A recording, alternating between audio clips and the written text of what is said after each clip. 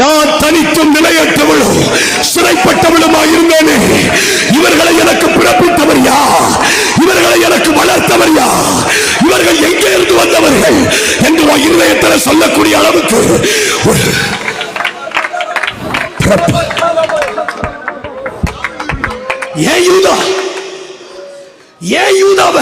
ஏன் யூதாவை புறப்பட பண்ணினாருன்னா, இவன் பிறந்த போது பிறப்பு நின்று போயிட்டு பாஸ்டர்.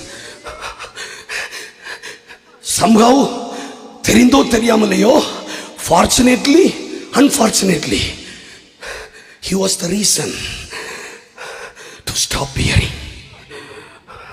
அவன் பிறந்த பிறகு பிறப்பு நின்று போயிட்டு, அதுக்கு பிறகு சபை பிறக்கல, அதுக்கு பிறகு ஊழியர்கள் பிறக்கல. கழிந்த 40 வருஷமா புதுசா பிறந்ததை விட இருக்கிறத வச்சுதான் வாழ்றோம். இது தேவனுடைய துக்கம். புதுசா பிறக்கல, சபைகள்ல புதுசா பிறந்த பிள்ளைங்க குறைவு. we are baptizing the baptized, we are preaching to the preached. புதுசு இல்ல.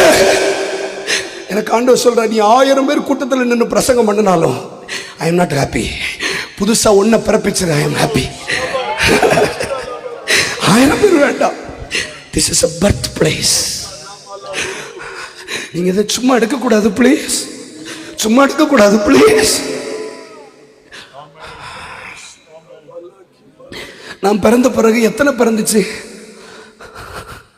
நான் ஊழியத்தில் பிறந்த பிறகு எத்தனை ஊழியத்தை பிறப்பிக்க முடிந்தது? என்னால் நின்று போறது ஒரு வாழ்க்கையா? கன்னியாகுமரி மாவட்டத்தில் நான் பிறந்த பிறகு நின்று போயிட்டே தவிர பிறக்கலையே. கன்னியாகுமரி மாவட்டத்தில் அங்க கன்வென்ஷன் இங்க கன்வென்ஷன், புதுசா பிறக்கலையே. நீங்க பேசுங்க, நீங்க அவரோட பேசுங்க. என்ன பிறந்துச்சு பாஸ்டர்? தேவ மனிதனை, தேவ மனுஷிய தாயே எத்தனை பிறந்துச்சு?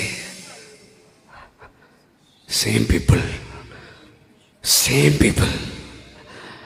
என் பிறப்புக்கு பிறகு எத்தனை பிறந்துச்சு? எழுப்புதல் வருமானு தெரியாது, ஆனால் கன்விக்ஷன் வரும். Conviction is revival. என் பிறப்பு எத்தனை பேரை பிறப்பிச்சு?